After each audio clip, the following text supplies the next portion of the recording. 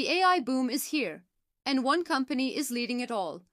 NVIDIA just reported explosive growth driven by massive demand for data centers and AI. But the real question is, how far can this go? Imagine looking at a corporate financial spreadsheet, right? And slowly realizing you aren't tracking a technology company anymore. You're tracking, well, essentially the GDP of a rapidly expanding nation state. Right, and that nation state is currently laying the physical foundations for an entirely new global economy. Yeah. Well, Yeah. welcome to the deep dive. So if you're listening to this, you've probably used an AI chatbot. You've seen the headlines. Oh, definitely. But what we're looking at today goes so far beyond asking a piece of software to write a polite email. We have a stack of sources in front of us detailing NVIDIA's Q4 and full year fiscal 2026 financial results. Yeah, and it is a massive report. It really is. And our mission today is to decode this report because honestly, it might just be the ultimate scorecard for the AI era. It's a remarkable set of documents. I mean, truly, we aren't just looking at quarterly incremental progress here. We are looking at a company trying to architect an industrial revolution in real time. Okay, let's start with the sheer scale of these numbers because Yeah. they are staggering. For the quarter ending January 25, 2026, NVIDIA posted a record total revenue of $68.1 billion. Wow. Right. That is up 20% from the previous quarter and an astounding 73% from a year ago. It's just hard to wrap your head around. Totally. And for the full year, they brought in $215.9 billion. But, we aren't here to just read a balance sheet to you. No, nobody wants that. Exactly. We're going to break down the mechanics behind these numbers. We'll look at the explosion in their data center revenue, the brutal physics and economics of their new hardware platform. Like Walter Rubin, yeah. Right. And the fact that they are essentially building the global power grid. Plus, we'll get into a subtle accounting shift that signals a completely new era for the tech industry. It's a really dense roadmap, but, every piece is deeply connected. So let's start at the gravitational center of this whole report. Out of that $68.1 billion in Q4 revenue, a record $62.3 billion came from the data center division alone. Yeah, that's the core engine. It is. The data center isn't just a part of NVIDIA anymore. I mean, it essentially is the company. And the explanation for this comes directly from CEO Jensen Huang. He stated that the agentic AI inflection point has arrived. Yeah, that phrase is doing a lot of heavy lifting. It really is. And I want to challenge this jargon for a second, if we can. Sure, go for it. We've spent the last few years completely hyper-focused on generative AI, right? Like, you type a prompt, you get a picture of a cat riding a skateboard. Right, or a summary of a PDF. Exactly. Now, Huang is saying we've hit the agentic AI era. So I have to ask, is this just the new marketing buzzword designed to sell incredibly expensive chips to enterprise clients? Or is there a functional difference in what you and I will actually experience? Well, there is a profound functional difference, and it really comes down to the mechanism of how the software operates. Generative AI, the chatbots we're all used to, they're highly reactive. Meaning they wait for us. Exactly. You give it a prompt, it generates a response, and then it goes completely dormant. It just waits for you. It requires constant human steering. Okay, so what makes agentic AI different? Agentic AI functions as an autonomous digital worker. You give it a high-level, complex goal, and it figures out the steps to achieve it on its own. Oh, interesting. Give me a tangible example of that. Okay, let's say you're running a logistics company. You don't ask an agentic AI to, write an email to a supplier. You say, monitor our global shipping routes. Like constantly? Yes, constantly. And you tell it, if a storm hits the Pacific, automatically calculate the delay, reroute the high-priority cargo, negotiate new rates with the freight carriers, update the inventory database, and send a summary report to the executive team. Wow. Right. The AI is breaking that massive goal into smaller tasks, using external tools, checking its own work, and iterating all autonomously. Wait, I think I see the financial connection here. Yeah. If I ask a chatbot a question, it uses processing power for maybe, 3 seconds to give me an answer? But if an agentic AI is constantly monitoring global shipping routes, negotiating rates, and checking its own logic, I mean, it is thinking continuously. It never stops. That is the absolute core of it. We have to draw a distinction here between training an AI and inferencing. Okay, break that down for me. Sure. So for the last few years, the big tech companies spent billions training these models. Training is it's like sending the AI to the library to read every book in existence so it learns how to think. Which takes months, right? Months, and just huge amounts of computing power. But inference is when the AI actually takes the test out in the real world. Ah, so generating a response to my prompt, that's an inference. Correct. And when millions of people are using chatbots, inference becomes expensive. But when thousands of corporations deploy millions of autonomous agents that are inferencing 24 hours a day, 7 days a week, The compute demand goes exponential. yes, that is exactly why you see $62.3 billion in data center spending in a single quarter. These companies aren't just buying servers to train new models anymore. They are frantically buying compute power to run this new always-on digital workforce. Which means, like, building millions of these autonomous agentic workers creates a very real physical problem. Oh, massive physical problems. You can't run a continuous autonomous workforce on the chips we had 2 years ago. The power bills alone would bankrupt you, not to mention the speed bottlenecks. Right, the economics just wouldn't work. So to make this economically viable, the physical hardware had to mutate. And that brings us to this silicon itself. And the report highlights this mutation incredibly clearly. Right now, NVIDIA is dominating the market with their Grace Blackwell with NVLink architecture. Huang actually calls it the king of inference today. Yeah, and the benchmarks they released are just staggering. The NVIDIA Blackwell Ultra delivers up to 50 times better performance. Yep. And 35 times lower cost for agentic AI compared to their previous generation, the Hopper platform. It's a massive leap. But how are they actually achieving that? I mean, a 50x leap isn't just a slightly faster processor. What is the mechanism driving that? It really comes down to memory bandwidth and communication. When an agentic AI is reasoning through a complex problem, it has to hold a vast amount of context in its memory. Right. With older architectures, the data would hit a bottleneck moving between the processor and the memory, or even moving between different chips on a server rack. Yeah. It's like, imagine having a team of brilliant scientists who can only communicate with each other via snail mail. So the thinking slows down because the data traffic gets jammed. Exactly. But NVIDIA's NVLink technology acts as this high-speed superhighway between the GPUs. It allows multiple chips to pool their memory and act as one giant unified brain. Oh, wow. Yeah, and that bypasses the data traffic jams, which dramatically speeds up the inference process and slashes the energy costs required to get an answer. Okay, so Blackwell is a 50x leap in performance. That alone should be the headline of the decade. But here's the part of the report that genuinely puzzled me. Let me guess, Ruben. Yes. In the exact same breath, NVIDIA unveils their next generation, the NVIDIA Rubin platform.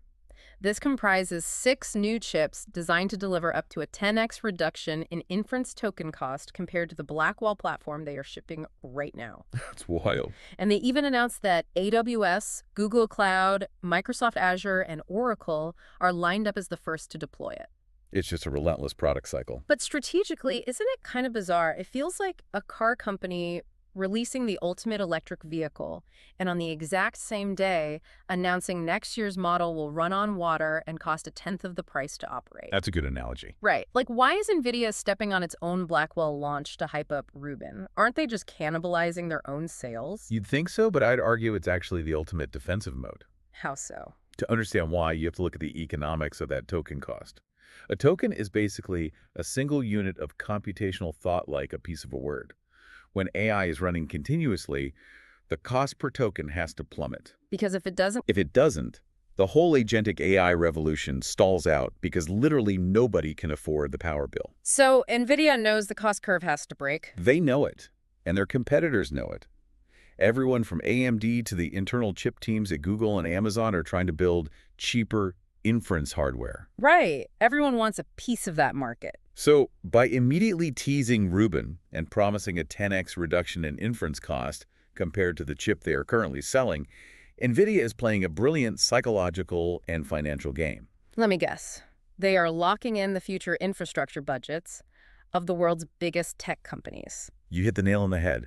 They're essentially telling AWS, Google, and Azure, hey, don't even bother funding our competitors to see if they can build a cheaper inference chip. We are already building it ourselves, and here are the specs. Wow. So they aren't trying to sell you a chip today. No, they are trying to lock up your entire capital expenditure budget for the next 3 years so no competitor can even get a meeting. They are disrupting themselves before anyone else gets the chance. That is just ruthless. Okay, so they have the silicon lockdown, Blackwell is ruling today, and Rubin is capturing tomorrow's budgets. Exactly. But let's follow the logical through line here. Knowing that Rubin and Blackwell are just the building blocks, we have to look at the actual structures being built with them. Yeah. We're moving from the microchip to the macro physical world. And the scale is breathtaking. It really is. The scale of deployment outlined in this report is, well, let's look at Meta, for example. The report details a multi-year, multi-generational strategic partnership spanning on-premises, cloud, and AI infrastructure. Yeah. This includes deploying millions of NVIDIA Blackwell and Rubin GPUs. Millions. Why on earth is Meta hoarding this much silicon? It's an arms race, specifically around open source AI. Meta is building their Llama models and making them widely available. Right, Llama is huge. But to ensure their models remain competitive with closed-source giants like OpenAI or Google, Meta needs an unimaginable amount of raw compute. By partnering so deeply with NVIDIA across multiple generations of chips, they guarantee they won't be bottlenecked by hardware shortages. And for NVIDIA, it's just a win-win. Totally. They power the closed-source models via Microsoft and Anthropic, and they power the open-source rebellion via Meta.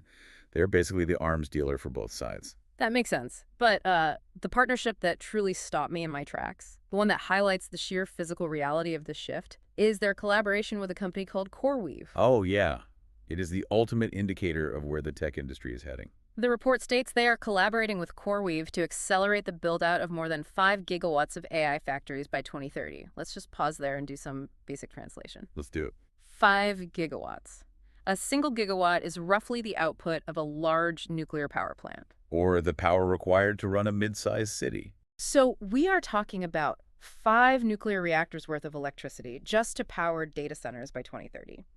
I have to push back on our whole concept of the tech sector here. Go on. Are we witnessing a shift where technology is no longer really a software business, but has simply become a heavy industrial utility sector? Like, how does a company even procure 5 gigawatts of grid power? They do it by fundamentally changing their business model. For decades, the tech industry operated in this ethereal realm of code. You wrote a brilliant piece of software, you deployed it to the cloud, and it scaled globally with almost zero marginal physical cost. Right. Software is eating the world, as the old saying goes. Exactly. Yeah. But the bottleneck for artificial intelligence is no longer the code. The bottleneck is strictly physical. So hardware is eating the power grid. Precisely. It is power generation, it's massive tracts of land, and it's advanced liquid cooling systems to keep these chips from literally melting. Man. When Jensen Huang talks about the AI industrial revolution, he isn't speaking metaphorically at all. NVIDIA is positioning itself as something entirely new. Yeah. Through partnerships like this one with CoreWeave, they are no longer just a vendor selling processors. They are the master architects of global physical infrastructure. They are literally laying the automated factories in the 21st century. Okay, so after exploring this colossal amount of capital flowing outward to build out, 5 gigawatts of physical factories, we really have to turn to the balance sheet. The money flowing inward. Exactly. How is NVIDIA handling the tidal wave of capital flowing inward? Let's talk about the financial plumbing here, specifically their margins, their shareholder payouts, and a critical accounting shift hidden in their outlook that I think tells the real story of this company's maturity. The financial metrics are just as unprecedented as the hardware specs. So let's start with the gross margins. GAAP gross margins for Q4 sat at a staggering 75.0%. Just to be clear for everyone, a software company selling digital downloads might have an 80% margin because, well, it costs nothing to replicate code. Right, pure profit, essentially. But NVIDIA manufactures and ships physical, highly complex, bleeding-edge hardware. To pull a 75% gross margin on physical hardware at this kind of volume, it completely defies standard manufacturing logic. It proves they have absolute pricing power. Customers just have nowhere else to go. Nowhere. And because of that pricing power, the cash generation is immense. They produced $120 billion in GAAP net income for the year. Incredible. And what are they doing with that cash? They are returning it to shareholders at an incredibly aggressive rate. During fiscal 2026, NVIDIA returned $41.1 billion to shareholders in the form of share repurchases and cash dividends. And they still have $58.5 billion left in their repurchase authorization. Let's unpack the mechanics of that share repurchase for a second, because it's important. Please do. When a company is generating this much free cash flow, buying back their own stock is a highly efficient way to reward investors. By taking those shares off the open market, they've reduced the total number of outstanding shares. Which artificially boosts their earnings per share, right? Exactly. Their EPS goes up, making the remaining shares more valuable. It's a mechanism to fundamentally restructure their balance sheet and consolidate wealth. But amidst all these colossal numbers, the $120 billion net income, the $41 billion buybacks, there is a subtle strategic accounting change nestled in the Q1 fiscal 2027 outlook that is arguably the biggest flex in the entire report. Oh, you're talking about the stock-based compensation. Yes, I am. The report states that beginning in Q1 of fiscal 2027, NVIDIA will start including stock-based compensation expense, or SBC, in its non-GAAP financial measures. That's huge. To give a sense of scale, their Q1 outlook expects $7.5 billion in non-GAAP operating expenses, and that now includes $1.9 billion of stock-based compensation. It is a profound shift in how they communicate with Wall Street. Let's break down how this usually works, because honestly, it seems completely counterintuitive. Normally, tech companies, especially startups, fight tooth and nail to keep stock-based compensation excluded from their non-GAAP numbers to make their profits look better. Oh, all the time. Right. It's like a restaurant finally deciding to count the free meals it gives its staff as a real expense. If you pay your engineers in company stock instead of cash, it's a real expense, but it doesn't drain your bank account today. So companies strip that expense out of their adjusted earnings to make themselves look more profitable. It's a classic Silicon Valley sleight of hand. Exactly. So why on earth would a company voluntarily make its non-GAAP operating expenses look $1.9 billion heavier next quarter? Because they have graduated. Graduated. Yeah. If we connect this to the bigger picture of corporate maturity, this is NVIDIA sending a crystal clear message of absolute dominance. You're right, excluding stock-based compensation is a tech industry crutch, and NVIDIA uses a lot of stock to retain top talent. I mean, over $6.3 billion total in stock-based compensation expense in fiscal 2026 alone. Which is necessary, right? You want the engineers designing the Rubin platform and the NVLink architecture to stick around, and handing them stock in the most valuable company on earth is a pretty good way to do that. Absolutely. It's a foundational mechanism of their business model. But by voluntarily moving that massive expense into their non-GAAP measures now, NVIDIA is showing a level of financial confidence we rarely see. How so? They are essentially telling investors and their competitors, look, our gross margins and our operating income are so bulletproof right now, with a non-GAAP operating income of over $137 billion for the year, that we no longer need to hide our compensation costs behind adjusted metrics. Wow. They are saying we can afford to be completely transparent about our single biggest hidden expense, and our bottom line is still going to crush everyone else in the industry. That's the takeaway. It signals supreme confidence in their baseline cash generation moving forward.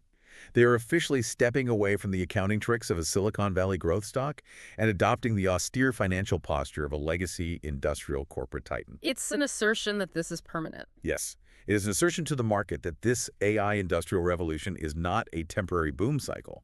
It is a permanent, hyper-profitable fixture of the global economy. Well, let's synthesize the journey we've just been on. We started by looking at a quarterly report that reads like the economic output of a nation.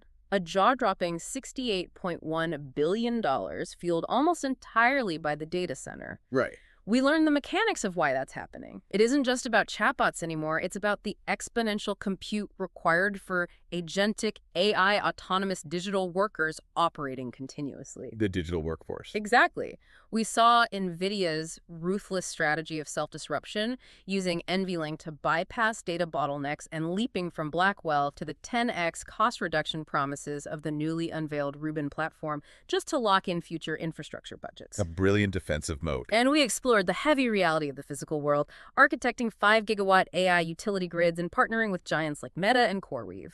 And finally, we saw the ultimate financial flex. A company so profitable, they are restructuring their balance sheet with $41.1 billion in shareholder returns and confidently absorbing billions in stock-based compensation into their core accounting metrics. It really is a blueprint of a company operating at the absolute bleeding edge of technological physics, while simultaneously managing the financial stability of a century-old utility provider. It is. But I want to leave you with one final thought to mull over. Returning to that idea of agentic AI and the Rubin platform's promise to slash the cost of inference tokens by 10x. Yeah, this is the big question. If NVIDIA's new hardware successfully drives the cost of continuous computation down by an order of magnitude, we have to ask what happens to the global economy when digital reasoning becomes as cheap and abundant as electricity. Think about that. If we are truly building the physical 5-gigawatt factories of the AI industrial revolution, then the most important question for you isn't just about what NVIDIA's stock price will do next quarter. No, not at all. It's about what completely new industries, what new ways of solving complex human problems will be born from this nearly free, infinite digital labor. When the fundamental cost of thinking drops to near zero, what are you going to build? Thank you for joining us on this deep dive.